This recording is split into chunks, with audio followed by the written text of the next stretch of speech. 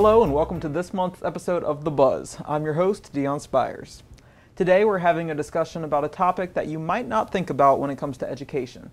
Most of us take our homes for granted, but the reality is that there are many students that have to worry about where they can stay when school is over.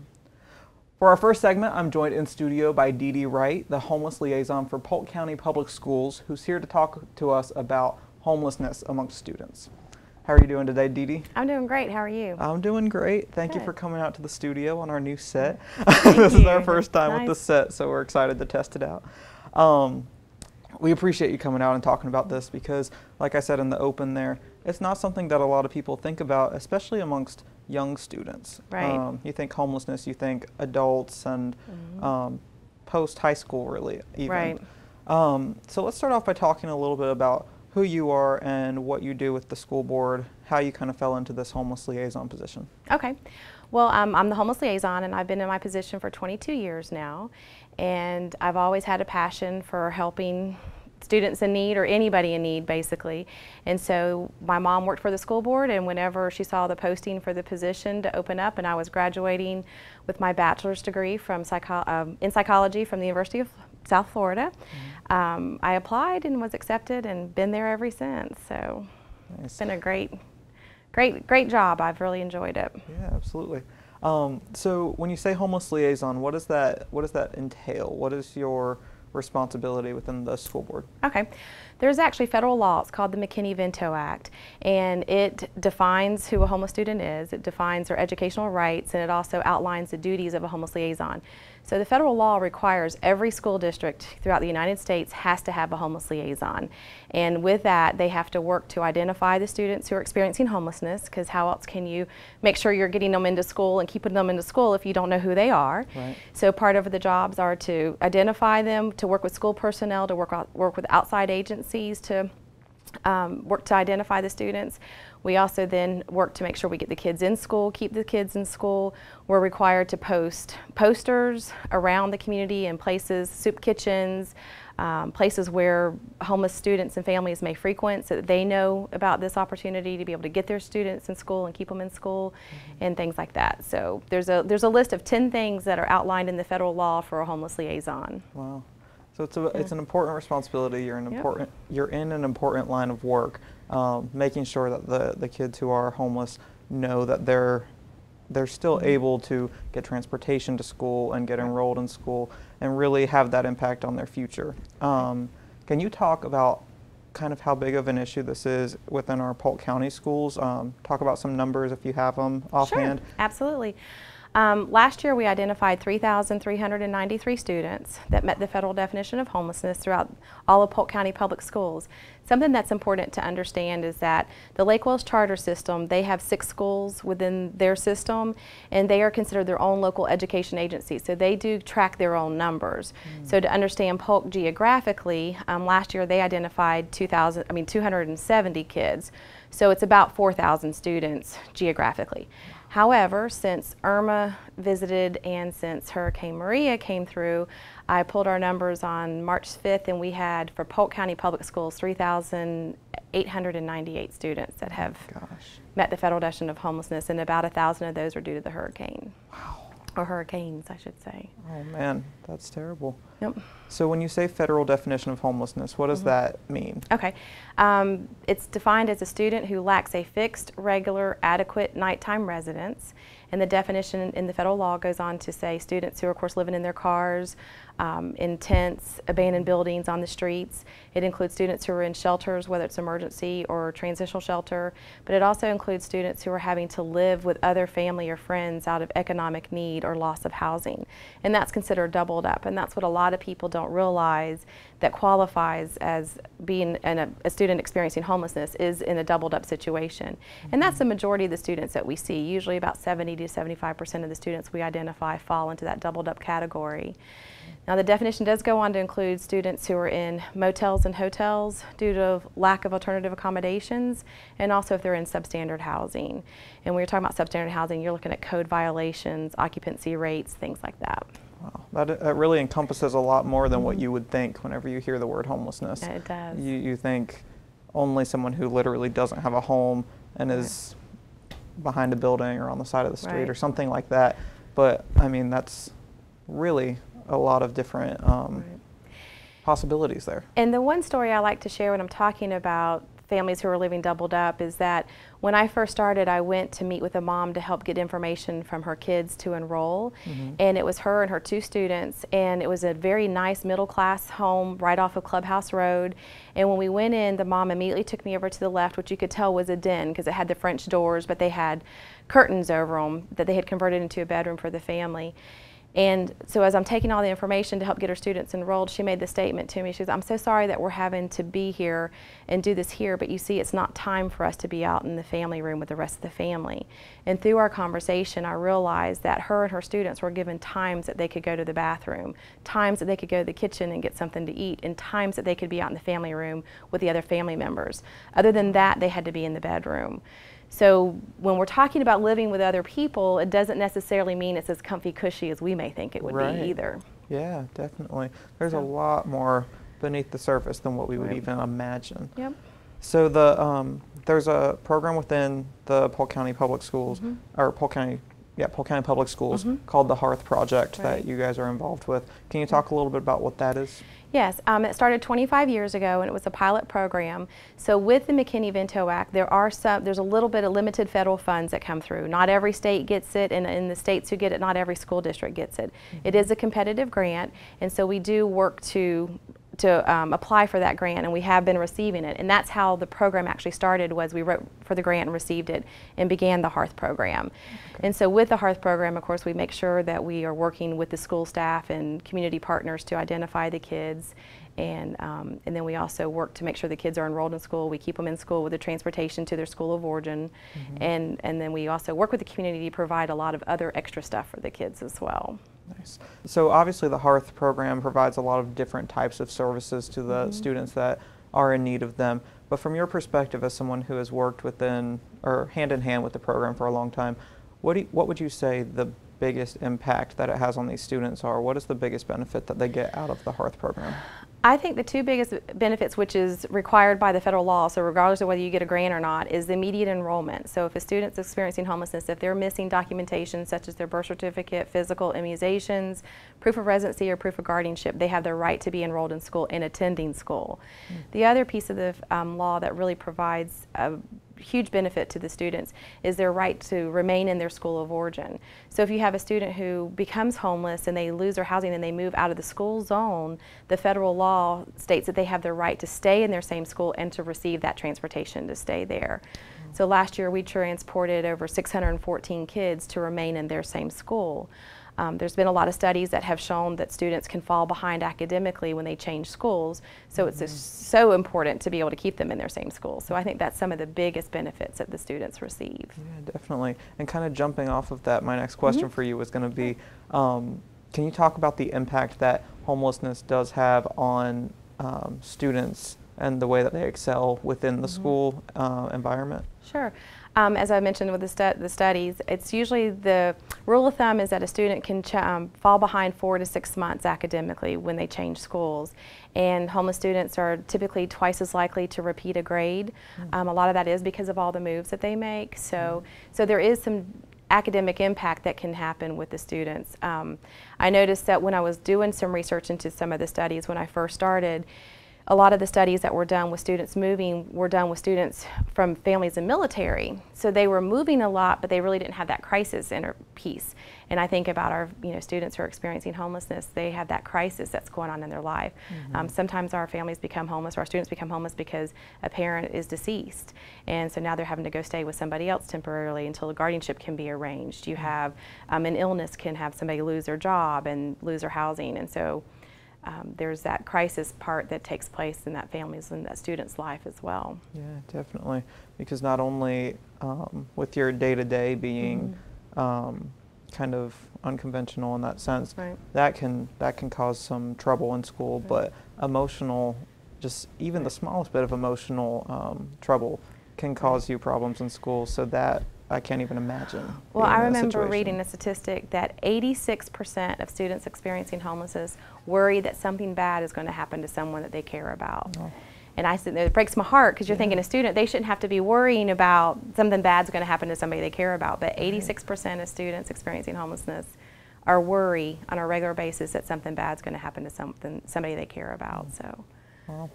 So within this HEARTH program, how long do these students receive services from the HEARTH program? Did they receive anything after graduation, or is this only while they're within the school system? Okay. Well, the McKinney-Vento Act applies to pre-K through 12th grade, any public school, so it doesn't affect students who are in private school. And so the services are provided. There's no time limit on homelessness. So as long as they are experiencing homelessness, the services can be provided.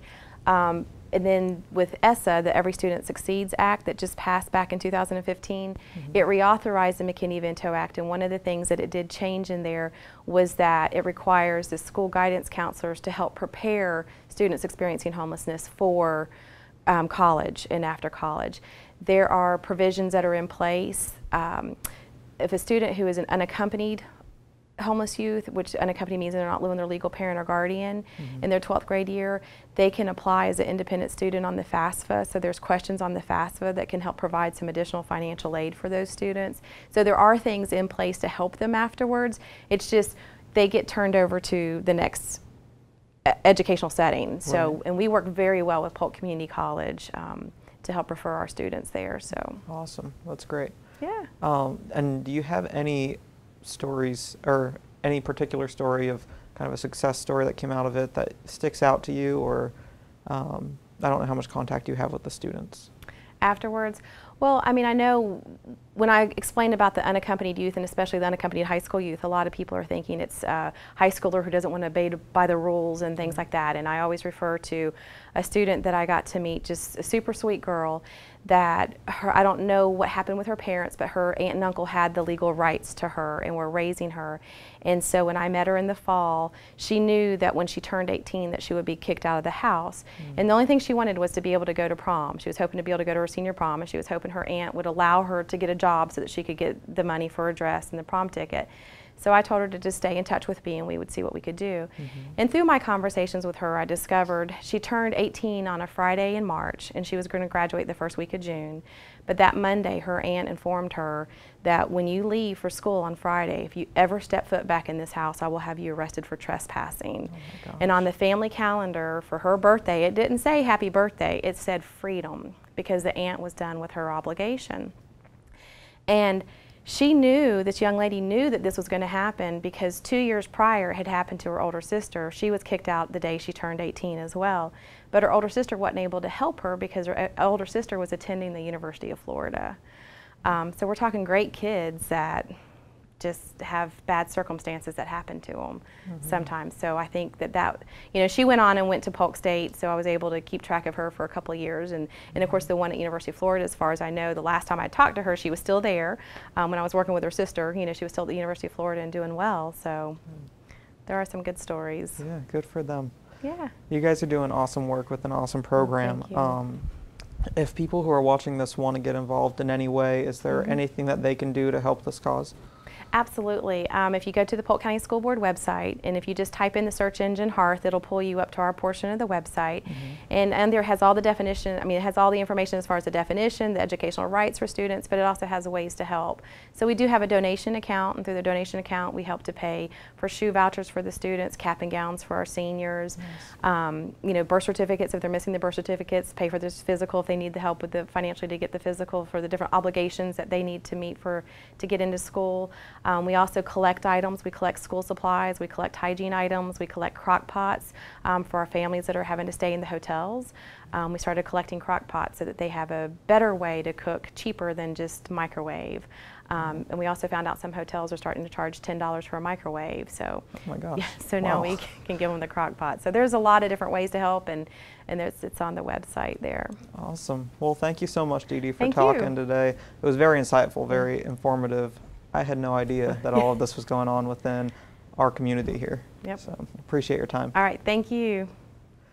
It's time to take a quick break, but make sure you stay tuned because we'll be right back with Samantha Swafford and Chris Roberts from Bartow Middle School.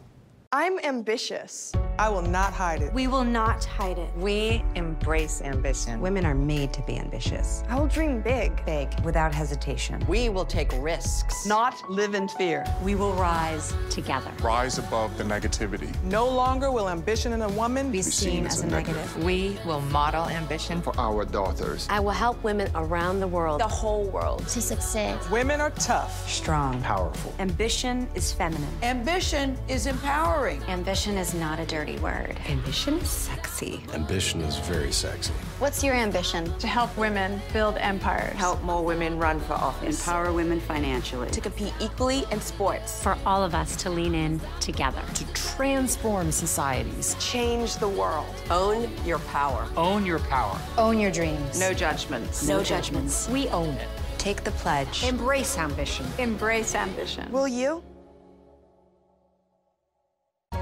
You're going to need me. You're going to need us. All of us. You're going to need our help with your water, your air, your food. You're going to need our determination, our compassion. You're going to need the next generation of leaders to face the challenges the future will bring. And we promise we'll be there when you need us.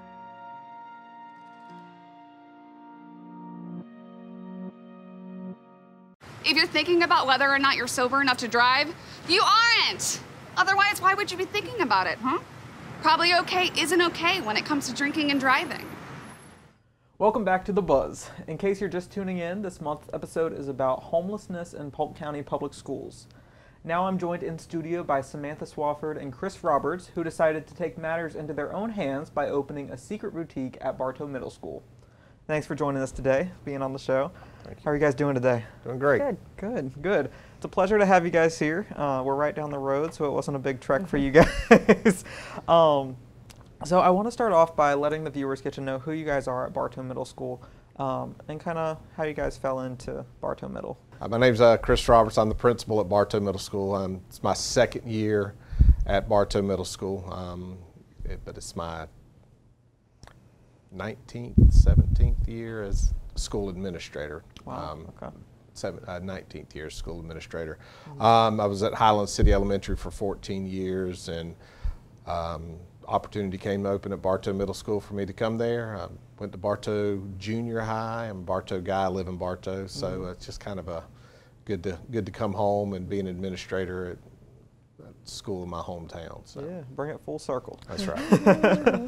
And Samantha, what do you do at Bartow Middle School? I am a 6th grade language arts teacher, and I've been there about a year. I came at the end of last year. I was also at Highland City Elementary for 14 years and took a brief stint out of the classroom, but still with the school board, and then came back to teaching at Bartow Middle.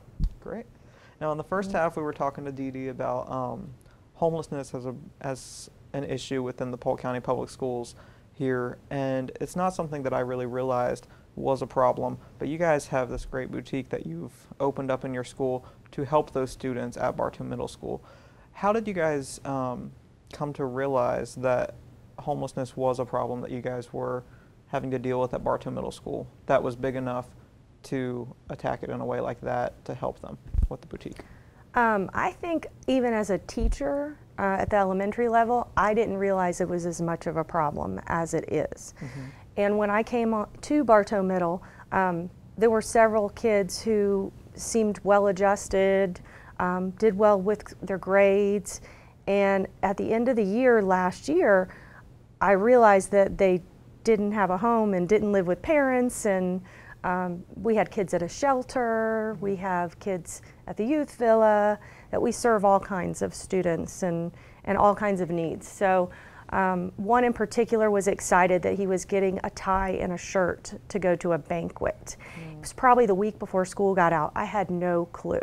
So I'd only been there a few weeks, but it wasn't something on my radar. Right. But when you look closely, you can start to see some of the, shirts are a little dirty, or glasses are broken, or you start to realize that there's a lot more going on than you knew. Yeah, those little things that you may overlook, and a lot of students can speak loudly. If and it goes so closely. fast. You know, it's 50 minutes, and the kids are in and out and in and out, and you do have to look closely. Yeah, definitely.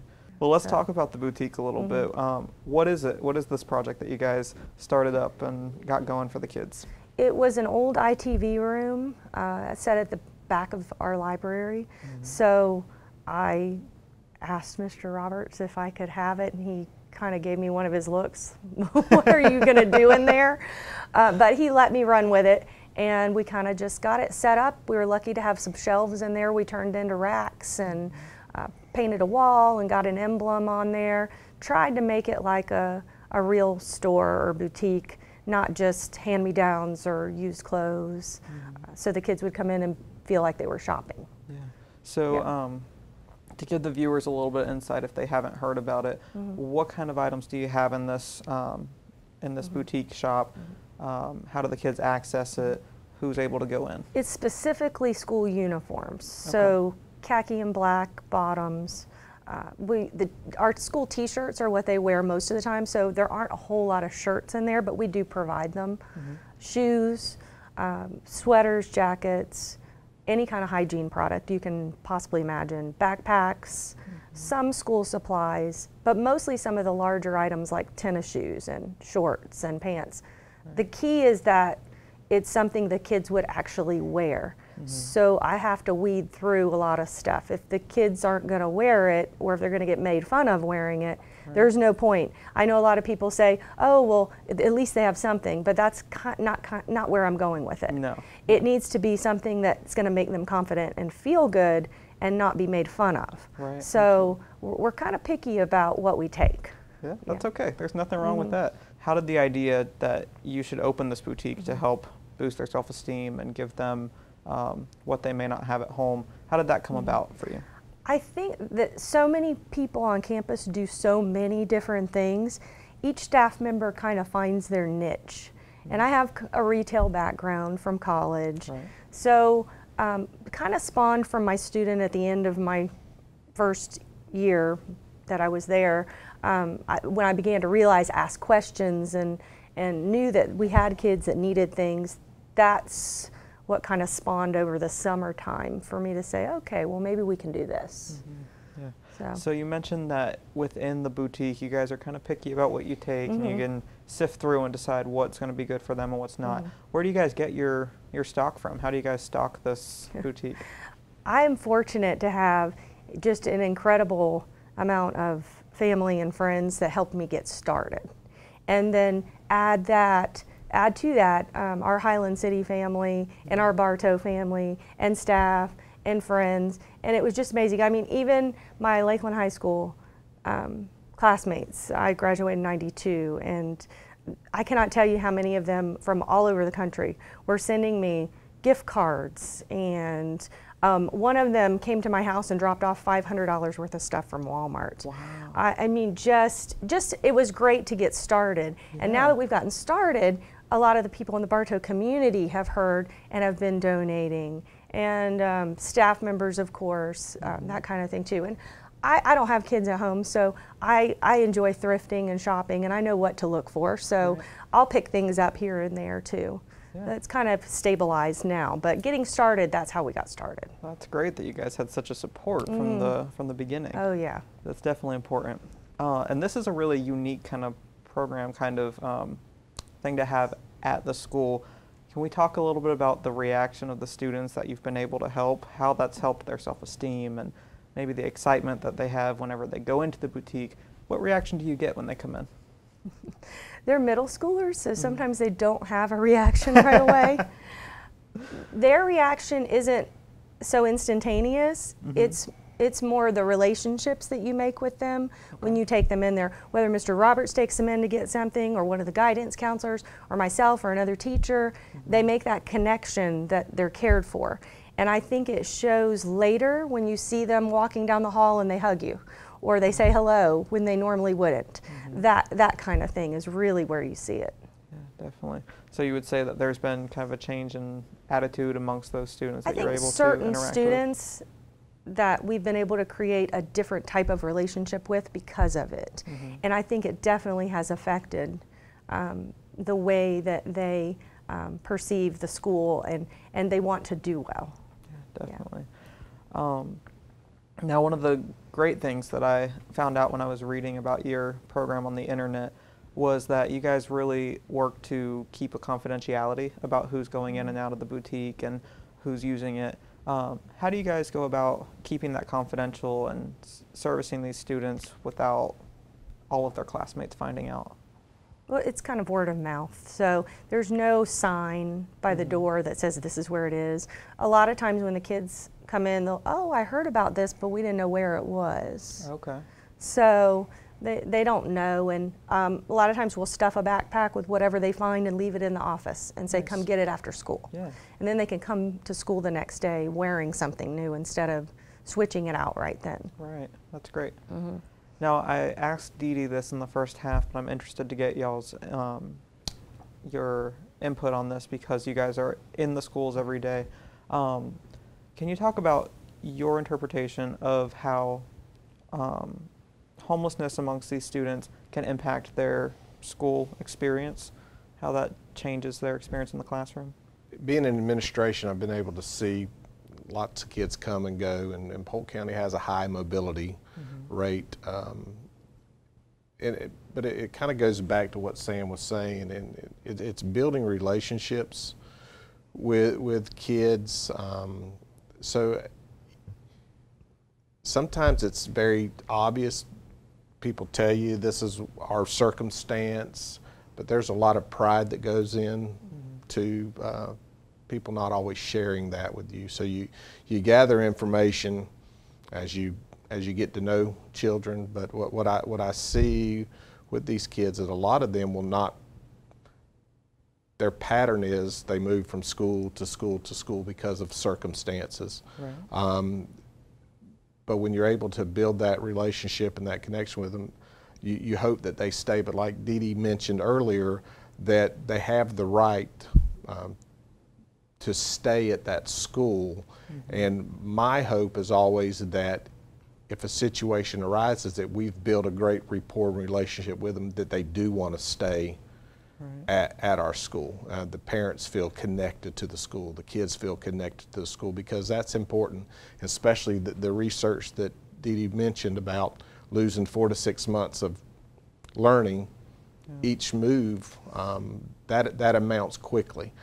So, you know, providing that stability for kids is critical to us, but, you know, I see it far too often in the school setting, especially from an administrative point of view, where I'm seeing people come in the office every day, and you know, Sam gets 150 kids, and we have 890 at Bartow Middle, so she doesn't see all of them where, you know, the front office staff sees these kids come and go.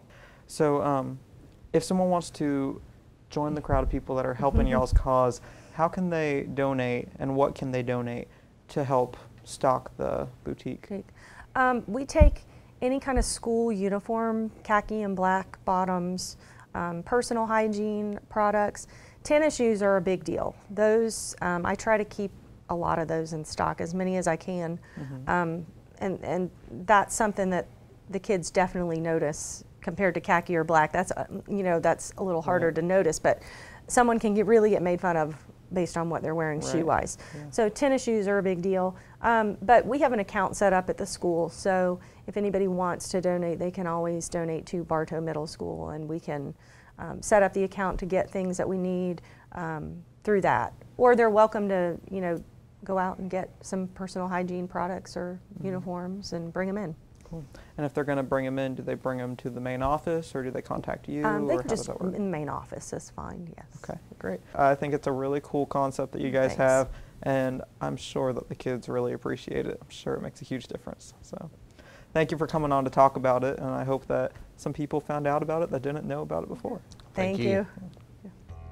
Unfortunately, that's all the time that we have for this month, but if you'd like to catch this episode again, tune into PGTV on Mondays, Wednesdays, or Fridays at 1 or 7 p.m.